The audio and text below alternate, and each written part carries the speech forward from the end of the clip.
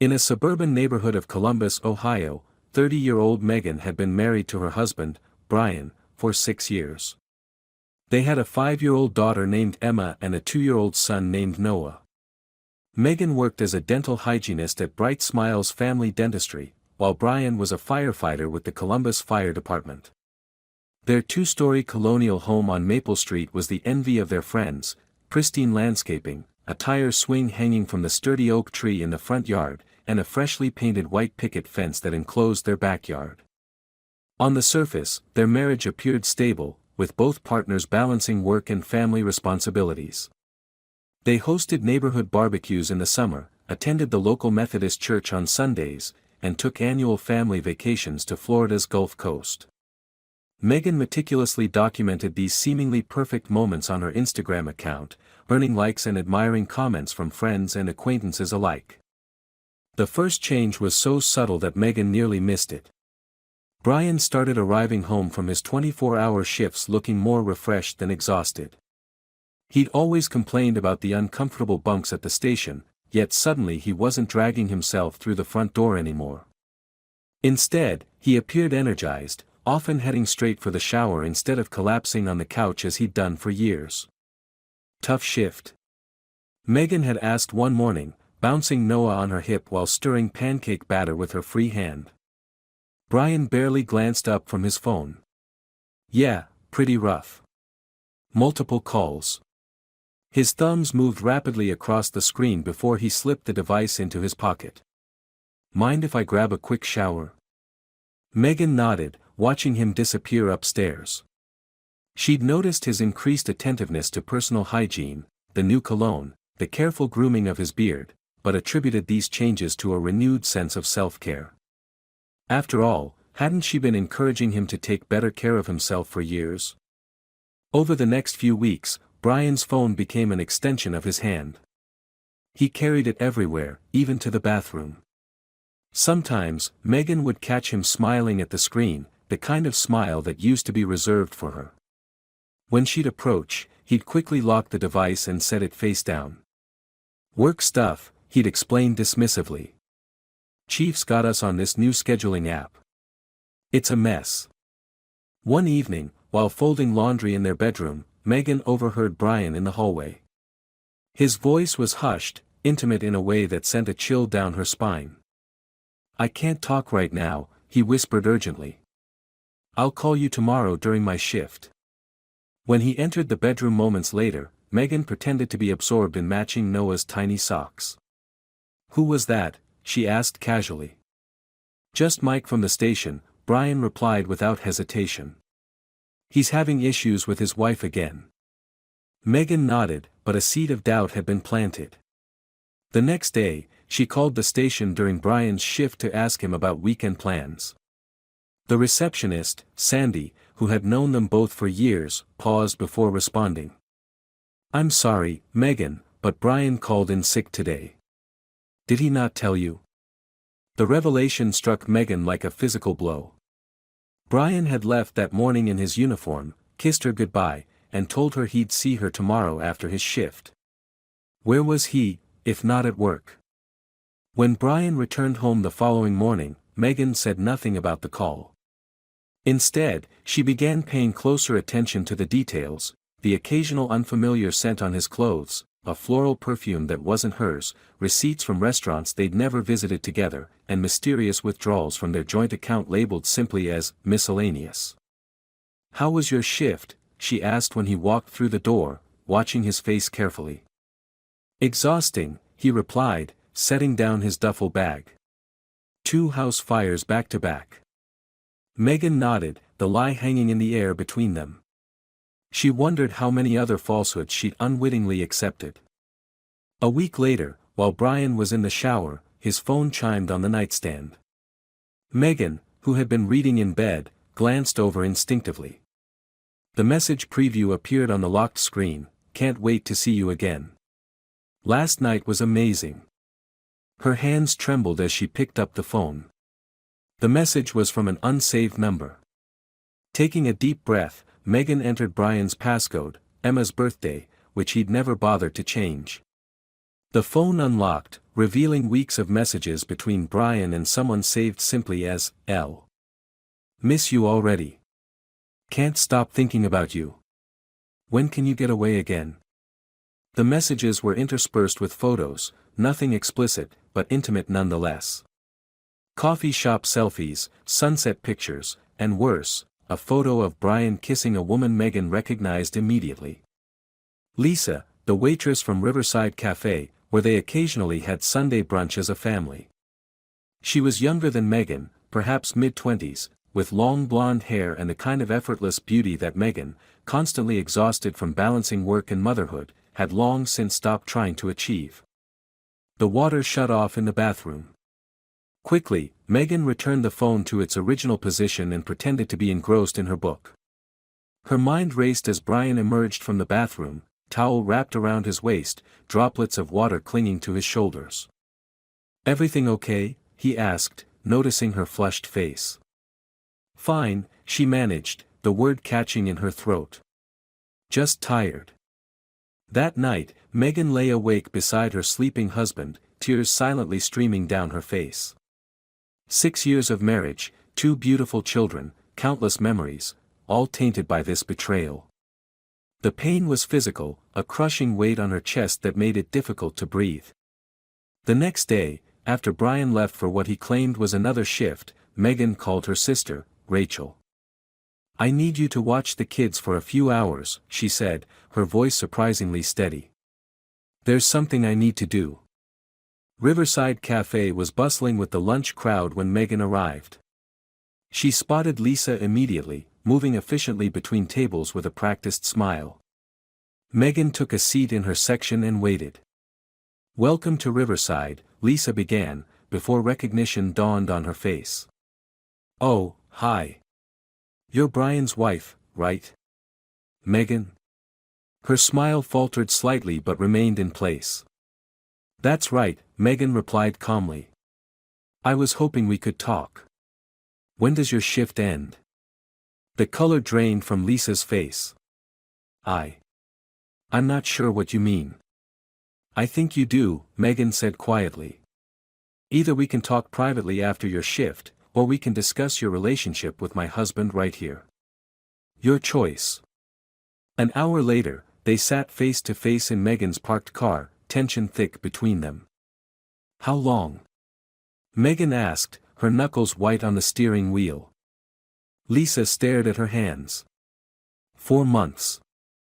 "Does he tell you he loves you?" A hesitation, then, "Yes." "Does he talk about leaving me?" Another pause. "He says it's complicated because of the kids." Each word was another knife in Megan's heart, but she maintained her composure.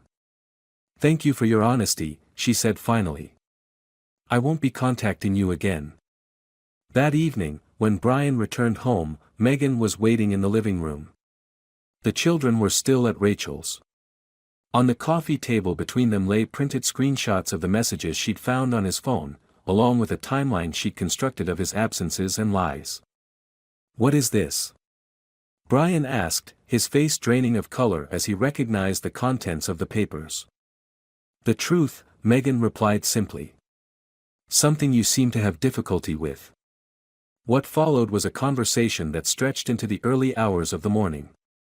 Brian's initial denials gave way to tearful confessions as Megan methodically presented her evidence. He admitted to the affair with Lisa, expressed deep remorse, and claimed it was a mistake that had spiraled out of control. "I love you, Meg," he pleaded. "It didn't mean anything. I felt suffocated sometimes. The pressure of the job, the kids, the mortgage, I made a terrible mistake. I'll end it, I swear." Megan listened without interruption, her face an impenetrable mask that concealed the storm raging within her. When he finally fell silent, she stood up. "I'm taking the children to stay with Rachel for a few days," she announced. "You can use that time to move your things to the guest room. We'll discuss our next steps when I return." The following weeks were a blur of pain and practical arrangements. Megan sought support from her family and closest friends while maintaining a facade of normalcy for Emma and Noah's sake. She began seeing a therapist, Dr. Marshall, who helped her process the complex emotions of betrayal, anger, and grief. Brian moved out temporarily at Megan's insistence, taking an apartment across town.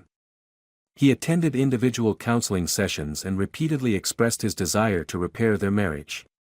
He ended the affair with Lisa, or so he claimed, and became an attentive father during his visitation days with the children. 2 months into their separation, Megan made a discovery that transformed her pain into something colder and more purposeful. While gathering documents for a consultation with a divorce attorney, she found bank statements showing Brian had been secretly transferring money to a separate account, small amounts over time that had accumulated to nearly $30,000. The account was opened around the same time his affair with Lisa began. Further investigation revealed that Brian and Lisa had been planning a future together. There were emails about house viewings in Denver, Colorado, and research on fire department transfer opportunities. The betrayal wasn't just emotional, it was calculatingly practical. Something shifted inside Megan that day. The hurt remained, but alongside it grew a steely determination. If Brian could be calculating, so could she. "I've been thinking," she told Brian during one of their co-parenting exchanges, "maybe we should try counseling together. For the kid's sake." Brian's face lit up with hope. "Really? You'd be willing to try?" Megan nodded, her smile not quite reaching her eyes. "Family has to come first, right?" Over the next month, Megan orchestrated a carefully constructed illusion of reconciliation. She listened attentively during their counseling sessions, appearing to work through her feelings about the affair. She invited Brian for family dinners, allowed him to spend more time at the house, and gradually treated him with increasing warmth. Meanwhile, she was making preparations of her own. First, she consulted with Columbus's most aggressive divorce attorney, Vivian Harding, known for her ruthless efficiency in high-conflict cases. Together, they documented Brian's financial deception and gathered evidence of the affair. "Ohio is an equitable distribution state," Vivian explained. "His attempt to hide assets will not be viewed favorably by the court." Next, Megan reached out to Brian's fire chief, an old family friend named Chief Daniels, for what she described as a confidential conversation about a personal matter. During their meeting, she revealed that Brian had been calling in sick to work while actually spending time with his mistress, effectively committing time theft from the department. "I'm not trying to damage his career," she assured the chief, who looked deeply uncomfortable. "I just thought you should be aware, as it puts his colleagues at risk when the station is unexpectedly understaffed." Chief Daniels thanked her for the information, promising to handle the matter discreetly but firmly in accordance with department policies. Megan also befriended Lisa's roommate, Jen, under the guise of finding closure. Over coffee, she learned that Lisa had recently applied for a management position at an upscale restaurant in Denver, the same city where she and Brian had been planning to relocate. "She's really excited about it," Jen confided. "The interview is next week, but she's practically guaranteed the job. The owner is her uncle's golf buddy or something." Megan nodded sympathetically. "That's wonderful for her. Everyone deserves a fresh start." That evening, Megan created a new email account and sent a message to the restaurant owner, attaching screenshots of Lisa's messages with Brian, a married man with young children. The email delicately suggested that perhaps someone with such questionable judgment might not be the best choice for a management position. As these pieces fell into place, Megan maintained her facade of cautious reconciliation with Brian. They attended Emma's school play together, holding hands in the audience. They celebrated Noah's 3rd birthday with a small family gathering. Brian moved back into the main bedroom, his gratitude palpable. "I'm so thankful for this second chance," he told her one night, holding her close. "I promise I'll never hurt you again." Megan smiled in the darkness. "I know." The following week, Megan invited Brian's parents for dinner, his first time seeing them since the separation began. The evening was pleasant, filled with the children's antics and comfortable conversation. As they were leaving, Megan pulled Brian's mother aside. "I'm so glad we're working things out," she said, her voice catching slightly. It hasn't been easy, especially when I found out about the money he'd been hiding. But marriage is about forgiveness, isn't it? Brian's mother looked confused. What money, dear? Megan feigned surprise. Oh, I thought he might have mentioned it to you. The $30,000 he'd been transferring to a separate account. For his future plans. The seed planted, Megan knew it would only be a matter of time before Brian's parents confronted him about his deception. The final phase of Megan's plan came together 3 months after her initial discovery of the affair. She organized a dinner at their home, telling Brian she had special news to share. He arrived bearing flowers and a hopeful smile. Before we eat, Megan said, there's something important I need to tell you. Brian reached for her hand across the table. Whatever it is, we'll face it together. Megan smiled and gestured to the dining room entryway, where Vivian Harding now stood with a manila folder in hand. Brian, this is Vivian, my attorney, Megan said calmly. She's here to present you with divorce papers. The color drained from Brian's face as Vivian approached the table, setting the folder down in front of him. You'll find everything in order, Vivian explained professionally. Mrs. Walker is seeking primary custody of the children, with reasonable visitation for you. She's also requesting equitable division of assets, including the full amount of the funds you've been diverting to your separate account, which constitutes an attempt to dissipate marital assets. Brian's eyes darted frantically between the women. Megan, what is this? I thought we were working things out. There's more, Megan continued, her voice steady. Chief Daniels has completed his investigation into your unauthorized absences. You're being placed on unpaid administrative leave pending a disciplinary hearing. And Lisa won't be joining you in Denver after all. Her job offer was rescinded last week. The realization dawned slowly on Brian's face, the calculated precision of Megan's revenge, executed while he believed they were rebuilding their marriage. Why, he whispered, his voice breaking. If you were planning this all along, why pretend we were reconciling? Megan looked him directly in the eyes, the pain and anger of months finally rising to the surface. Because you taught me that the people who hurt you the most are the ones you trust completely. I wanted you to understand exactly how that feels. In the aftermath, Megan emerged stronger than she had anticipated. The divorce proceedings moved forward swiftly, with the court favoring her position in light of Brian's financial deception. He kept his job after a suspension and mandatory counseling, but his reputation at the station was irreparably damaged.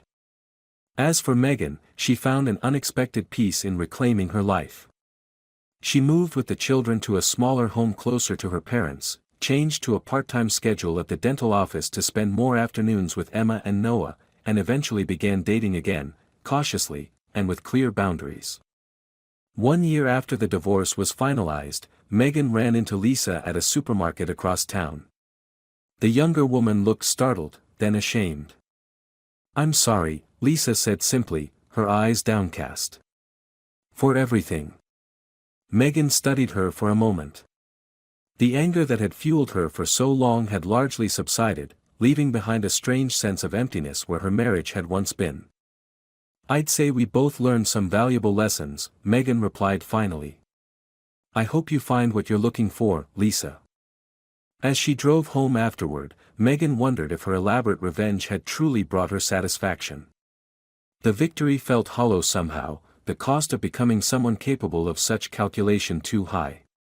Yet she couldn't deny the fierce pride she felt in her resilience, in her refusal to be anyone's victim.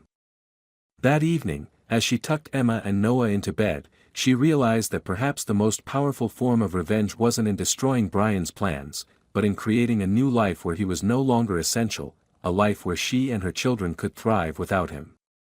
The best revenge, she decided, wasn't about making him suffer, it was about ensuring that his absence became her strength. Still, in the quiet moments before sleep, Megan sometimes wondered about the woman she had become, someone capable of such meticulously planned retribution. She wondered if, in her pursuit of justice, she had lost something of herself along the way. But then she would think of her children sleeping peacefully down the hall, secure in the knowledge that their mother would move mountains to protect them, and she would decide that perhaps the transformation had been necessary after all. The revenge had changed her, certainly. But perhaps not entirely for the worse. And as she drifted off to sleep, Megan found herself looking forward to tomorrow for the first time in a very long while.